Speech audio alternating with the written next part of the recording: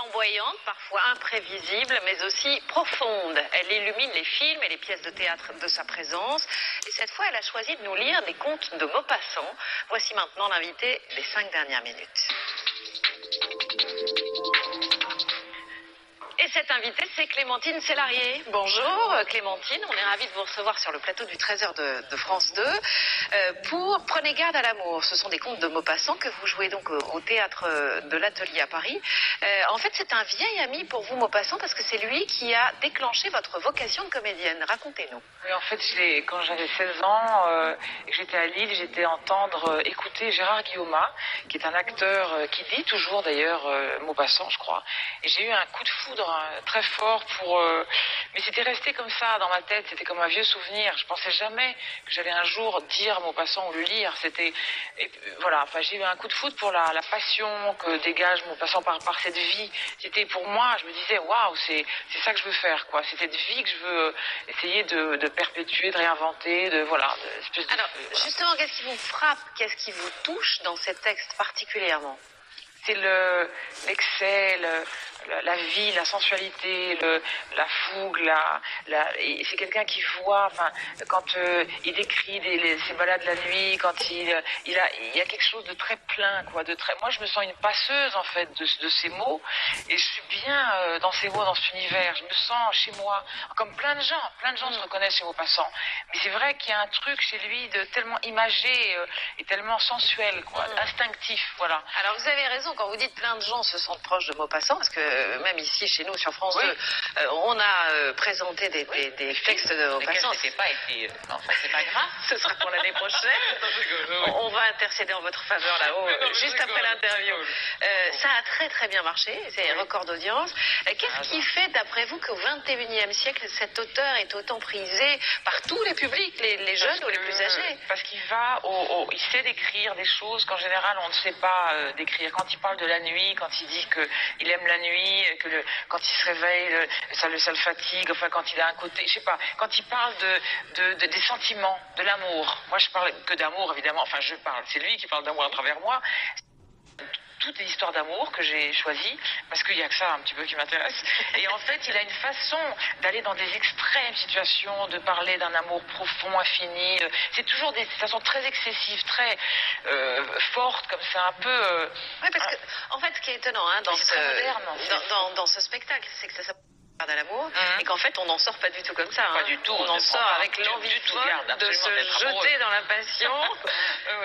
Oui, mais c'est parce que, justement, c'était un petit jeu de mots, parce qu'en plus, moi, je ne prends pas garde à l'amour, j'ai pas envie, mais c'est parce c'est une petite nouvelle, à un moment donné, où c'est un monsieur qui interdit à un autre monsieur d'aller draguer une jeune fille, parce qu'il lui dit, prenez garde à l'amour, parce que vous savez pas ce que ça va vous coûter d'être amoureux, non, surtout, etc. Mais, donc voilà, non, il y a d'autres moments où c'est des situations très... Il y a un couple en Corse qui est très amoureux depuis 50 ans, et où elle s'est enfuie avec lui. C'est un côté très romanesque aussi. Je pense qu'il arrive à décrire des états d'âme vraiment qui sont universels et qui sont infinis, qui sont pas dans le temps, quoi, qui sont intemporels. Voilà, c'est pour ça que ça marche au XXIe siècle. Voilà. Alors vous dites jeudi ces textes où ça passe par moi, mais en fait vous les jouez. Ça va beaucoup plus loin qu'une lecture des textes de Maupassant. On va regarder un extrait. Vous interprétez d'ailleurs 2 personnages, 2 comtesses, une jeune et une un petit peu moins jeune, avec une leçon sur la séduction. On écoute et on regarde. Tu prends comme ça tout ce que tu veux? Presque tous. Alors il y en a qui résistent, quelquefois. Et pourquoi? Pour 3 raisons. Parce qu'ils sont très amoureux d'une autre, parce qu'ils sont d'une timidité excessive, et parce qu'ils sont, comment dirais-je, incapables de mener jusqu'au bout la conquête d'une femme. Oh, ma chère, tu crois? Non. Ah oui, j'en suis sûr. Il y en a même beaucoup de cette dernière espèce. Beaucoup. Beaucoup plus qu'on ne croit. Oh, ils ont l'air de tout le monde, hein.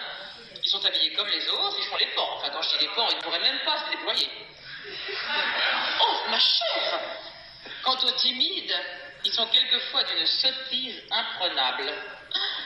Ce sont des hommes qui ne doivent pas savoir se déshabiller, même pour se coucher tout seuls quand ils ont une glace dans leur chambre.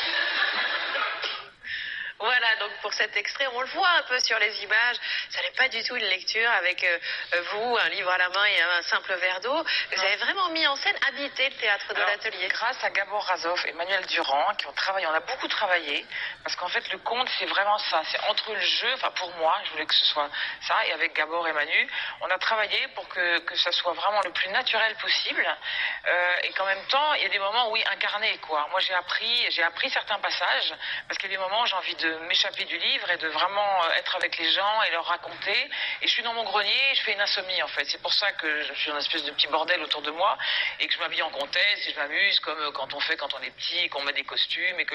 Non, c'est vrai que j'aurais pas assumé de faire ce que j'avais fait avec Jean-Louis Trintignant, Manuel Durand et Jean-Louis Bérard, d'être à table, et on avait lu le journal de Jules Renard, oui. Ça j'aurais pas assumé, j'aurais trop peur que les gens s'embêtent, donc il a fallu que... J'avais envie parce que j'adore moi raconter des histoires, et je peux plus le faire avec mes enfants, ils sont trop grands, donc maintenant c'est le public, mes enfants, je sais pas, bon, on va dire.